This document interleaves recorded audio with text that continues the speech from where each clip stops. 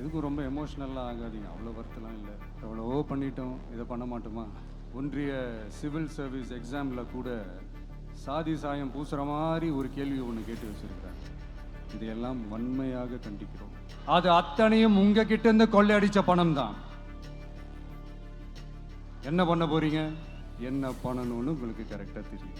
ஜனநாயக கடமையை சரியாக செய்கிறதுனா அது ஒன்றும் பெரிய ஒரு விஷயம்லாம் கிடையாது, சாதாரணமான விஷயம்தான். நல்லவங்க, நம்பிக்கையானவங்க, இது வரைக்கும் ஊழலே செய்யாதவங்க யாருன்னு பார்த்து தேர்ந்தெடுக்க சொல்லுங்க. என் நெஞ்சில் குடியிருக்கும் உங்க எல்லாருக்கும் என்னுடைய வணக்கம். வணக்கம் வணக்கம் வணக்கம். யங் லீடர்ஸ் அண்ட் பேரண்ட்ஸ் எல்லாரும் எப்படி இருக்கீங்க? உங்கள் எல்லாரையும் சந்தித்ததில் மிக்க மிக்க மகிழ்ச்சி.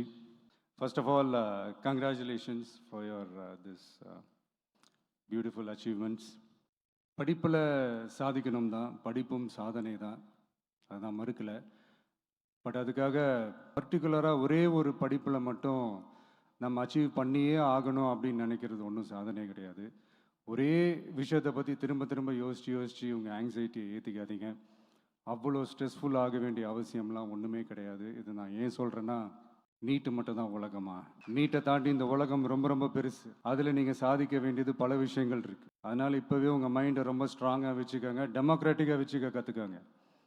ஏன்னா டெமோக்ரஸின்னு ஒன்று இருந்தால் தான் இந்த உலகமும் சரி, இந்த உலகத்தில் இருக்கிற எல்லா ஃபீல்டும் சரி, ஒரு ஃப்ரீடமாக இருக்க முடியும்.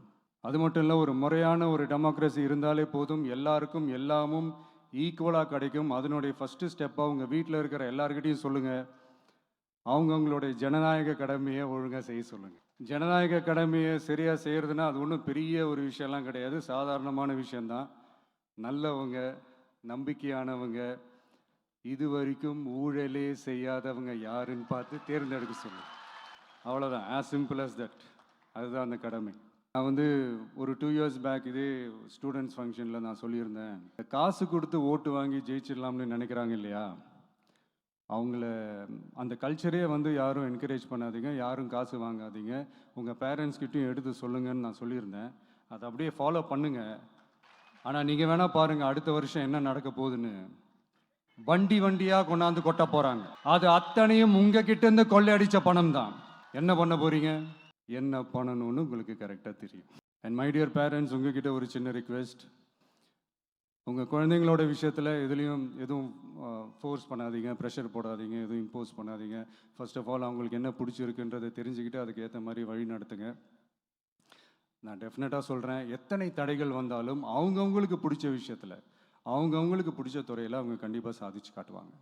அண்ட் இன்னொரு முக்கியமான விஷயம் உங்ககிட்ட நான் ஷேர் பண்ணணும்னு நினச்சது என்னென்னா, இந்த சாதி மதத்தை வச்சு இந்த பிரிவினை வளர்க்கிற அந்த சிந்தனை பக்கமே போயிடாதீங்க. அந்த சிந்தனை உங்களையோ இல்லை உங்கள் மைண்டையோ டிஸ்டர்ப் பண்ணுற அளவுக்கு அதை அலோவ் பண்ணவே பண்ணாதீங்க. விவசாயிகள் என்ன சாதி மதம் பார்த்தா பொருளை விளைய வைக்கிறாங்க? தொழிலாளர்கள் என்ன சாதி மதம் பார்த்தா பொருளை உற்பத்தியில் ஈடுபடுறாங்க? இவ்வளோ ஏன் இயற்கை அம்சங்களான வெயில் மழையில் சாதி இருக்கா, மதம் இருக்கா? எப்படி இந்த போதை பொருட்களை எப்படி நம்ம அறவே ஒதுக்கி வைக்கிறோமோ, அதே மாதிரி இந்த சாதி மதத்தையும் ரொம்ப ஸ்ட்ரிக்டாக தூரமாக, எவ்வளோக்கு எவ்வளோ தூரமாக அதை ஒதுக்கி வைக்கிறீங்களோ அவ்வளோக்கு அவ்வளோ அதை தூரமாக ஒதுக்கி வச்சுருங்க. அதுதான் எல்லாருக்குமே நல்லது. ஒன்றிய சிவில் சர்வீஸ் எக்ஸாமில் கூட சாதி சாயம் பூசுகிற மாதிரி ஒரு கேள்வி ஒன்று கேட்டு வச்சுருக்கிறாங்க. இதையெல்லாம் வன்மையாக கண்டிக்கிறோம். இந்த உலகத்தில் எது சரி எது தவறு அப்படின்றத அனலைஸ் பண்ணி பார்த்தாலே போதும், ஒரு குழப்பம் இல்லாத ஒரு தெளிவான ஒரு வாழ்க்கையை ஒன்று வாழலாம். எதுக்கும் ரொம்ப எமோஷ்னலாக ஆகாதீங்க, அவ்வளோ வருத்தலாம் இல்லை. ஏன்னா வரப்போகிற இயர்ஸில் ஆல்ரெடி வந்துட்ட இந்த ஏஐ, ஆர்டிஃபிஷியல் இன்டெலிஜென்ஸ் உலகத்தை எதிர்கொள்கிறதுக்கு அதுதான் ஒரே வழி. The sky is vast and wide and you have strong wings. So feel free to fly like a bird with courage, conviction and confidence. எவ்வளவோ பண்ணிட்டோம், இதை பண்ண மாட்டோமா? எவ்வளவோ பார்த்துட்டோம், இதை பார்க்க மாட்டோமா அப்படின்ற அந்த பாசிட்டிவ் நோட்டோடவே ட்ராவல் பண்ணுங்கள். கான்ஃபிடெண்ட்டாக இருங்க, நல்லதே நடக்கும், வெற்றி நிச்சயம். நான் அடுத்த செட் ஆஃப் ஸ்டூடெண்ட்ஸ் கூட நான் நெக்ஸ்ட் வீக் போல் நான் மீட் பண்ணுறேன்.